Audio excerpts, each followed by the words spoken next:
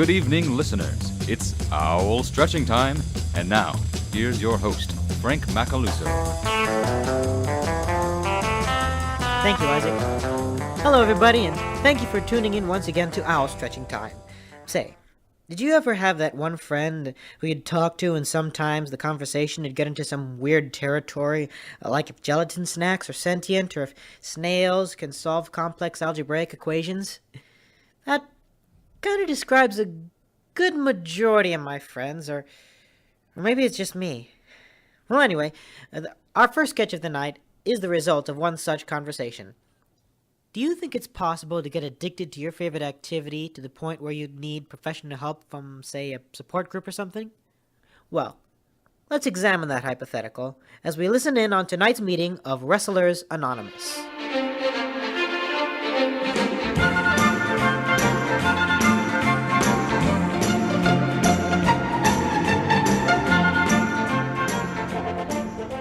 Good afternoon, everybody. How are you all doing?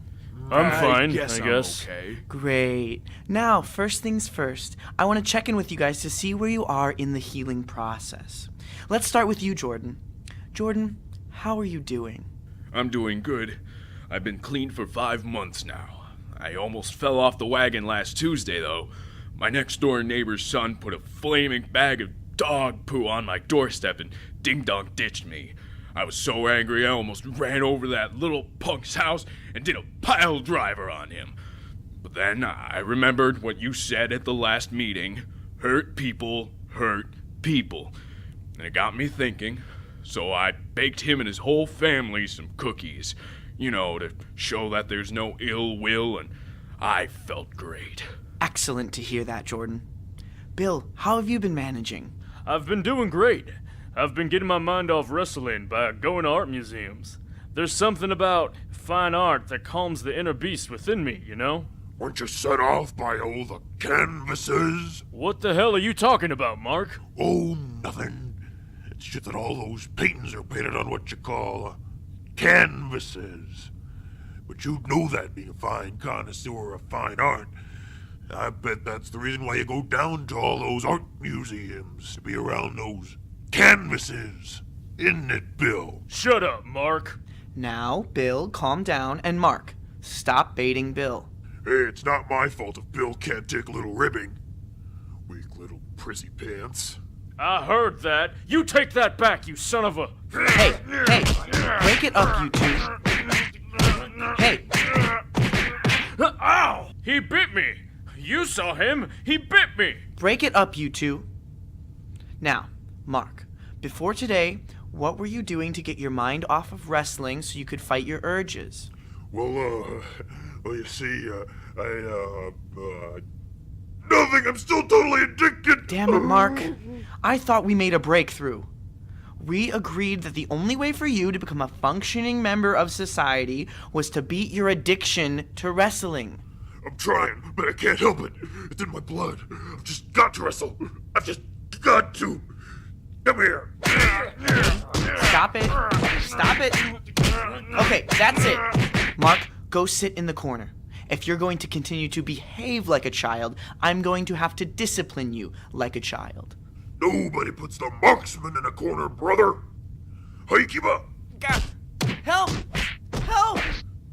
Sorry, Doc. We can't get involved. It might trigger an animalistic urge to wrestle. Well, we could still call the police. Oh, yeah. You got a cell phone? Not since May. Me neither. Well, we'll just have to use the payphone in the hall.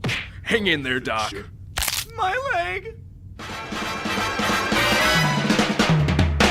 And now, from psychotherapy, we go to the field of sociology.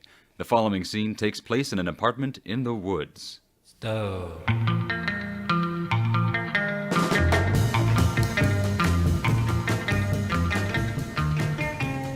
And that's why the French don't wash. Great. So, Kelly, how's the job hunt going? I already got a job. At the UC. I've had it since last semester. Oh, yeah. But last semester you worked in Art Talk. And now I work at the information desk at the UC. Same job, different location. Oh. You guys are drunk, aren't you? Yeah. Kinda. Dudes, seriously? I can get in trouble if you guys get caught in my apartment drunk. Why? We're old enough to drink. But I'm not. You're not drunk, though. They won't care. If I'm not old enough to drink, I'm not old enough to have alcohol in here. You don't have alcohol in here, though. We got drunk before we got here. Who's gonna come in here and catch us anyway? This isn't Dulcin, Kelly. In her defense, Claire, she was raised by strict Catholic parents. Don't you talk about my parents, Ryan. You don't even know them. You've never met them. You're right. So, Kelly, how's your new job? By which she means the job you've had since last year. Same old, same old. Just every now and then someone asks if there's a meeting room available or where the bathrooms are. So you just kind of sit there? I use my downtime to get my life in order. Reading plays for my performance lab, organizing my budget. Smart. It's the fuzz, man. Quick, flush the booze. Stop it, guys. Seriously. Doors open. Hey, guys. Tim, how are you? Pretty good. Just got me a job. Where? UC front desk. I start next week. Figured I'd celebrate tonight with my friends. How about we all go out to Steak and Shake? On me. I say you'll live to regret making that offer. Why? He's gonna order 5 shakes. Aren't you, Rye? I'm a growing boy and I need my vitamins. Great. So, we'll take my car. We should all fit. Ooh, let me go to the bathroom first, then we'll get going. Okay.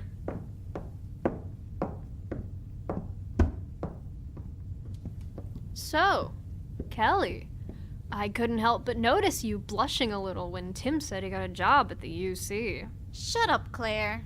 Ooh. You've got a crush on Tim. You're drunk. I'm sober and I agree with her. Yeah, but you also believe elk were sent by aliens to spy on us. Hey, do you hear anybody talking about seeing any elk before 1951? No, you don't. Just admit it, bruh. You're totally crushing on him. By which she means I you're... know what she means. Look, if I admit it, will you jackasses promise not to mention it to anyone? Scout's heart. Cross my honor. I make no promises. Ugh. One word to him and you all die. Gruesomely. Got it? Well, is everybody ready? Yeah. Kelly likes you. What? Great, now we're all gonna die. What? Kelly's got a crush on you. Don't listen to her. She's got a crush on you, sweetie pie, all the day and night time. Shut up! She's drunk, isn't she? Yep. She is definitely sitting in the back. I call shotgun. I knew you'd pull that one. Shut up! Alrighty, let's go.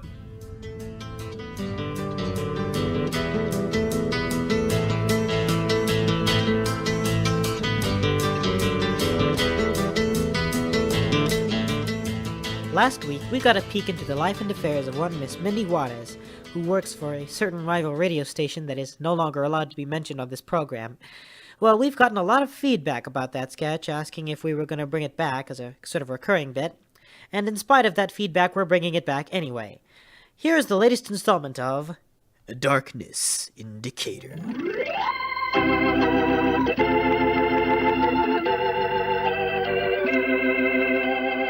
When we last left Decatur, Mindy Juarez, a popular radio personality, was just taken hostage by her jealous roommate Crystal Cleghorn. We take you now to the radio station where Mindy is being held.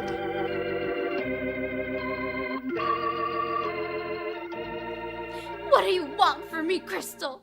My, how short our memory is. Leading the life of a big star will do that to you. I know. I used to be one. Whatever it is you're planning, it's not going to work. Oh, it will. It worked when Mavis Gordon did it to me when I was 5. Who the hell is Mavis Gordon? You'll find out soon enough, my dear. Now, which one of these doohickeys will put me live on the air? I'm not telling you. Oh, boys. Ow, you jerk! Ow! Not each other, you idiots. Her. Oh. Ow! How do I broadcast live? Have your henchman let me go, and I'll do it for you. Tell me how to broadcast live. Boss, I think you can trust her.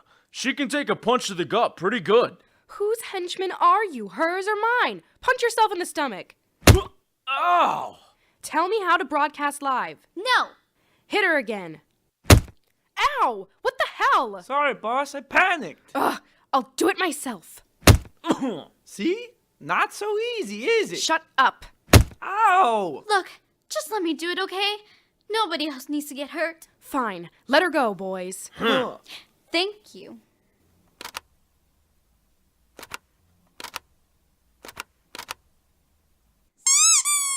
There. Thank you. Boys, re-seize her. Gotcha. Yeah, big deal. Good evening out there, citizens of Decatur. My name is Crystal Alice Cleghorn, and I've got something you want. I'm currently holding Mindy Juarez hostage, and if you ever want to see her alive again, you will do exactly as I say.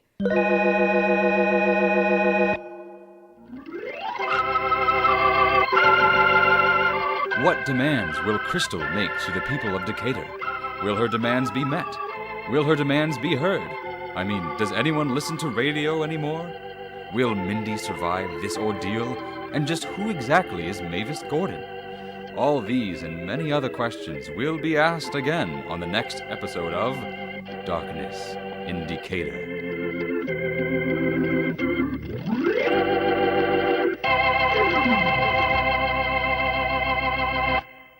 You're listening to Owl Stretching Time on WJMU.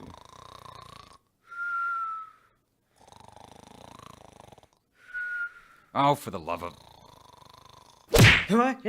34. Sorry. I was having a dream that I was back in my high school calculus class. Well, speaking of nightmares, we now present to you a cold, harsh look into the effects of putting your career before your loved ones.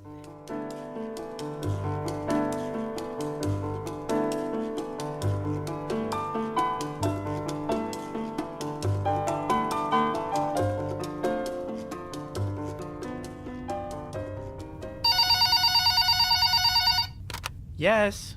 Mr. Gotti, there's a Mrs. Gotti out here to see you, sir. Does she have an appointment? No, sir, but she absolutely insists on seeing you. Tell her she can't come in, I'm busy. I've been telling her, sir. Well, but... tell her again, and this time escort her out as you do. Yes, sir.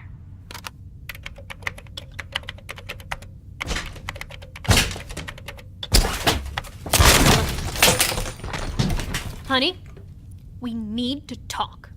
I'm sorry, do you have an appointment? No, but... I'm terribly sorry, sir. I tried to stop her, but she tackled me. She's surprisingly strong for a woman of her age. You're either very brave or very foolish. My money's on the latter.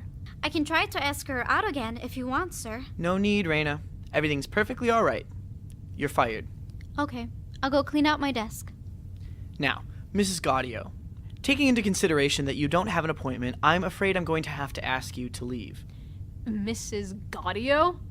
Appointment? I'm your wife. I'm sorry, but I believe that's irrelevant. Look, I'm a very busy man, and I just don't have time. It is not irrelevant. You have responsibilities as a husband. I am aware of those responsibilities, Mrs. Gotti, and I do believe that I am performing my husbandly duties. In case you haven't noticed, I'm working to provide for my family. Now, if you could please leave so that I could return to my work, I'd much appreciate it. There is more to being a good husband than that. You've also got to spend some time with the people you're providing for, and you haven't been doing a lot of that lately. Why would I do that? That would inhibit me from working. If I don't work, I don't earn money. If I don't earn money, my family will starve and they'll despise me. I'm afraid your logic is horribly flawed, Miss Gotti. Your logic is flawed. If all you do is work and never spend time with your family doesn't get a chance to know you or to love you. We don't give a penguin's gluteus maximus how much money you earn. Do you know that your youngest son doesn't even know who you are? How old is he? He's 3. That doesn't sound right. Have you been showing him pictures of me and telling him, that's Daddy? Yes, but he started replying, that's not Daddy. He's never home. Daddies have to be home to be daddies. Well, that's a rather close-minded definition. What about military fathers? I've tried telling him about them, but he's just as stubborn as you are. He is now. Oh, yes. And he does that thing you do with his feet. You know, when you crack your ankle bones and you stand for a long time. Oh, he does he? Is he aware that I'm currently in the process of copywriting that gesture? You're copywriting a gesture. Yes. That gesture is part of how I sell myself as a businessman. If someone were to steal that gesture from me, I could stand to lose hundreds of thousands of dollars. Really? You're so petty as to copyright a universal gesture? As a matter of fact, Fred, he has been informed of your intent to copyright that gesture. And he said that, as far as he was concerned, you could go sit on your adding machine. What? Obviously, I can't permit this kind of underhanded thievery, especially not from some disrespectful young punk. I'm going to have to give him a stern talking to. Lead me to him. But what about your work? I believe defending my potential copyright is just a bit more important at the moment. It could save me a fortune in the long run. Now, lead me to the little rascal. Of course. Just wait for me outside for a bit. Why? I need to adjust my stockings. Oh, I'll leave you to that then. Raina, could you lock up for us? Mr. Gottio's going on a vacation, and he won't be in for a long time. I can't. He fired me. Oh yeah, I forgot. What are you still doing here then? Cleaning out my desk? Well, I'm rehiring you and asking you to lock up when you go. You don't have the authority to Do you hire. like this job, Raina? It's not bad. The health benefits are great. And nobody grabs my butt when I bend down to pick up things. Then do as I say.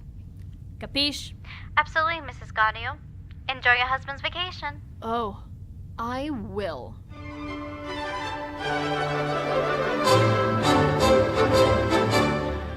And now, to explain our final set of vignettes for tonight, here is our very own Michael Santos. Take it away, Michael. Thank you. Over the years, I've noticed that many television programs seem to all be using the same plots. It got me wondering then, what would all these different series do with the plot of a well-known fairy tale, like, say, The Tortoise and the Hare? The plaintiff, Theodore J. Hare. He claims that the defendant, a former friend of his, sabotaged him in the big race, costing him the use of his left arm, as well as $5,000 in prize money, which he believes is rightfully his. He's suing for $128,000.99, the sum of the prize money and the cost of his medical bills. The defendant, David S. Tortoise. He says Theodore Hare is lying about the sabotage because he's too ashamed to admit the real reason he lost the race. He denies any and all wrongdoing and says that this whole ordeal has caused him much mental distress. He's accused of cheating, and pumpkin eating. What you're about to witness is real. Participants are not actors. Trust me, give these guys Shakespeare, they'll turn it into cowpat. Hey! These two are actual litigants with a case pending in civil court. Both parties have agreed to drop their claims and have their case settled here, in our forum, the People's Court.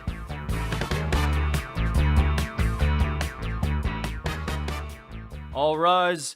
Judge Marilyn Monroe presiding. Wait, Monroe? Well, no one here can do a decent Marilyn Millian, so... Thank you, bailiff. You may be seated. Oh boy. Now, Mr. Hare, you claim Mr. Tortoise sabotaged you by giving you a poisoned carrot? That is correct, Your Honor. That no-good cheating reptile gave me a poison carrot that knocked me out cold about halfway through the race. Your Honor, if I may. Of course you may, Mr. Tortoise. It's a free country. Thank you, Your Honor. It just so happens that I have surveillance video from my friend Winthrop H. Sparrow, which proves conclusively that Mr. Hare's loss and injury were not, in fact, the result of a poisoned carrot, as he claims they are. Well, then, let's see the footage. Bailiff? I'm on it.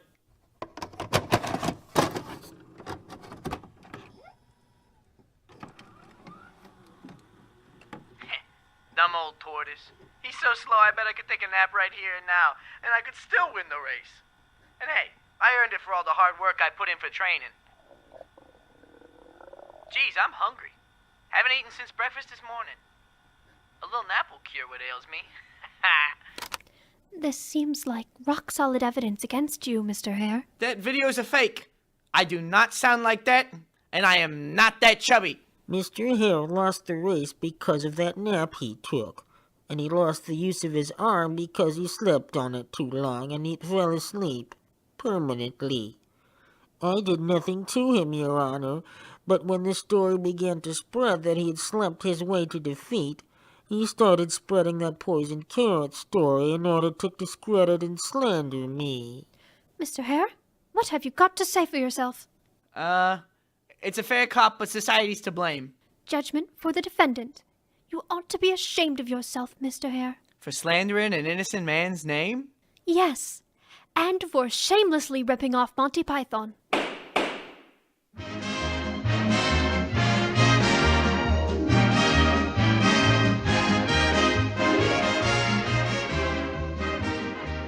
Gee, Mr. Mooney, this sure is exciting. Seeing the Harvey Hare in what could very well be his greatest moment.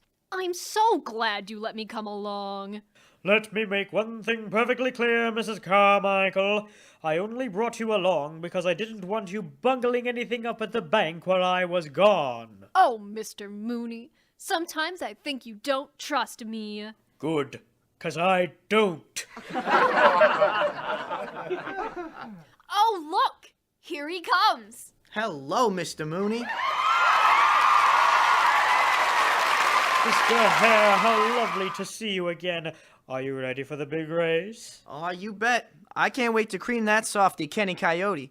I'll sure show him who's the fastest mammal in the country. Oh, hello, Mr. Hare. It's so nice to meet you. I'm Lucille Carmichael. I'm Mr. Mooney's assistant. Nah, don't touch me. What's the matter, Mr. Hare? You're a tortoise. So? I do not associate myself with lower life forms such as yourself. Why, I shouldn't even be allowing you to look at me. Is that so? Well... Mrs. Carmichael, control yourself. In addition to having to be in tip-top shape for the race, Mr. Hare is also one of our bank's most important customers. Harm one hair on Hare's head and you're fired. I'm sorry, Mr. Mooney. Good luck, Mr. Hare. Thank you, lowly tortoise, unworthy of a name. Lousy rat fink bastard. Mrs. Carmichael, maintain your decorum. I'm sorry, Mr. Mooney, but it really just gets my goat the way he talked to me. Unworthy of a name. I'll unworthy him. You'll do nothing of the kind if you wish to remain employed. Oh, look, here comes Kenny Coyote. Please try to be civil, Mrs. Carmichael. Hi, Mr. Mooney. Glad to see you.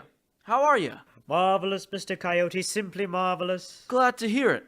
And who's the lovely young lady accompanying you this afternoon? Lucy Carmichael. It's a pleasure to meet you, Mr. Coyote. Please, call me Kenny. Oh, wow. Racers to the starting line. Well, I'd better get to the starting line.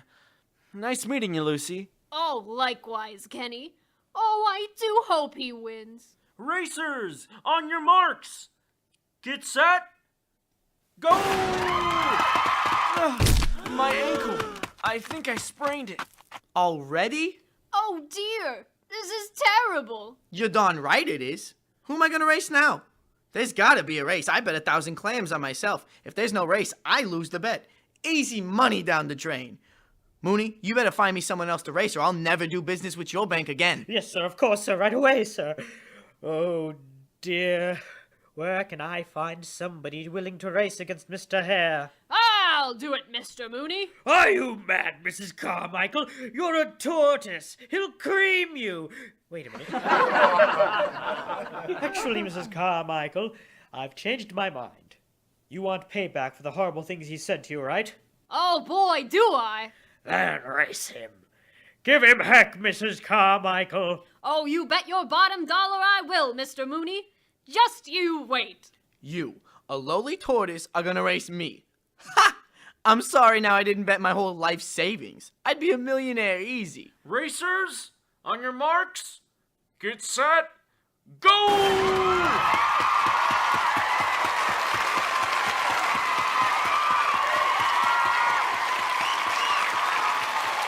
Go, Mrs. Carmichael. Yes, that's it. Take your time. Slow and steady wins the race. And keeps our bank in business.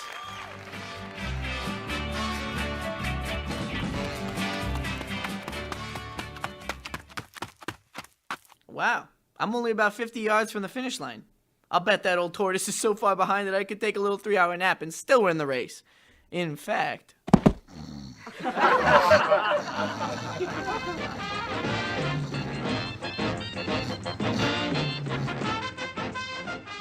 This competition seems to be going on for quite a long time. Yeah, I wonder what's going on.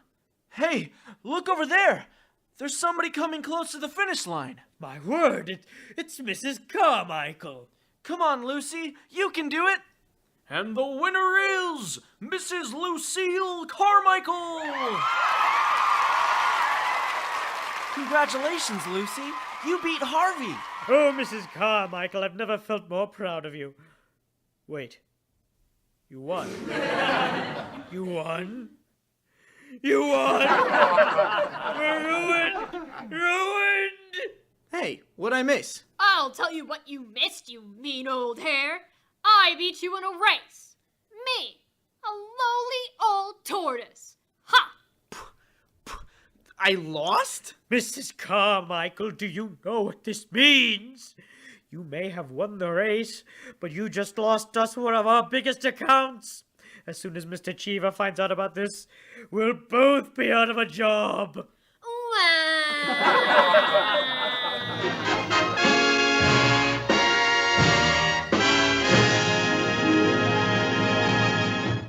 Well, we've come to the end of yet another episode of Owl Stretching Time.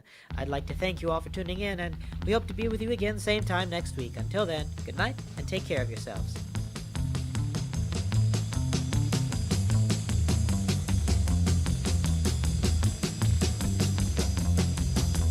That was Owl Stretching Time, starring Frank Macaluso, Brian Barker, Emily Boes, J.C. Olvera, and Michael Santos, with Lane Casper and Antonio Verdera. This episode was written, directed, and produced by Frank Macaluso. This is your announcer, Isaac Weezer, speaking.